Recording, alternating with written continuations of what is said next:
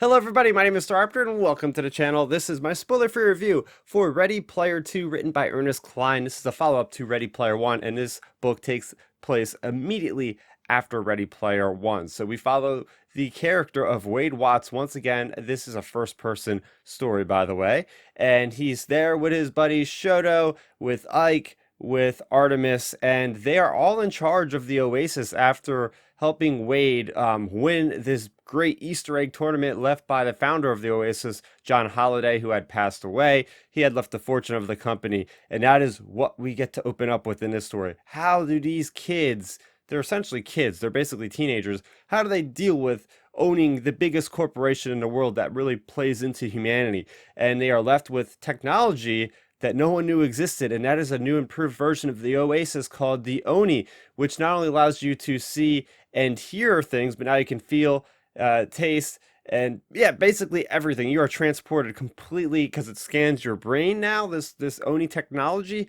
rather than just have a simple screen. It actually taps into your human senses in your brain.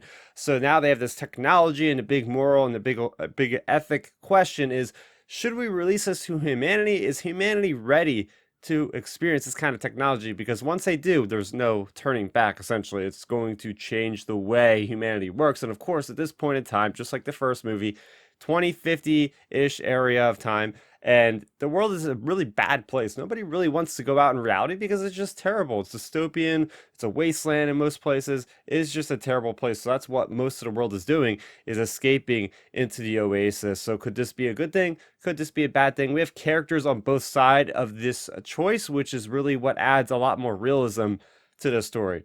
Oh, and there's also another big Easter egg chase. There's a hunt for these 7 shards that lead into spoilers, so I'm not going to go there, but just to say it's a point of plot for them to go to different locations in the Oasis that we haven't seen before. You'll go to Middle Earth, you'll go to Shermer, Illinois, which is basically all these 80s movies put together. You go to the home world of Prince, of Sonic. Lots of really cool locations that do expand on all the nostalgia that we found in Ready Player One. And there's so much nostalgia here, of course. It does lead to really cool action sequences. For instance, on the Prince world, there's like a big guitar music battle that you wouldn't expect to see. As far as from that point of view, seeing people using instruments as weapons, it's a lot of fun. It's a lot of cool stuff like that. However, there are some things that did hold this back for me a little bit. I feel like the villains were just not done the greatest. There was an interesting idea there, but I couldn't really feel much sympathy there. I don't think there was a lot of resolution that was seen coming. I feel like the resolution was a little bit weak in my opinion, for how things ended. They ended very quickly without many ramifications. In my opinion, of the biggest thing here is the pacing. The pacing being on these worlds a little bit too long, kind of repeating the same sort of function over and over again, did lead this book to be a little bit dull at points for me.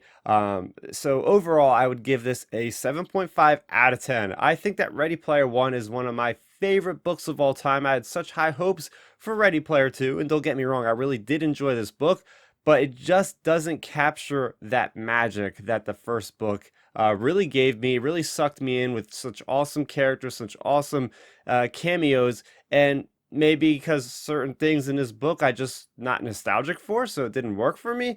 But I think they tried to capture lightning twice, and in this case it didn't really work as best as it could, but still a good read. So did you guys pick up Ready Player 2? Let me know in the comment section down below. For more on video games and more on book reviews, make sure you go ahead and subscribe to this channel if you haven't done so already. That's gonna do it for me, Starrapter. Thank you so much for watching, and bye-bye. Thanks for checking out the video. Please hit that thumbs up symbol. It helps me know that I'm making content that you guys enjoy. And if you enjoyed this video, I also include 2 videos down below you guys should check out. And please consider subscribing to this channel. It helps support me, and it notifies you guys of when I get new videos up on the channel. You can also contact me on Twitter, Facebook, and Instagram at Starrapter.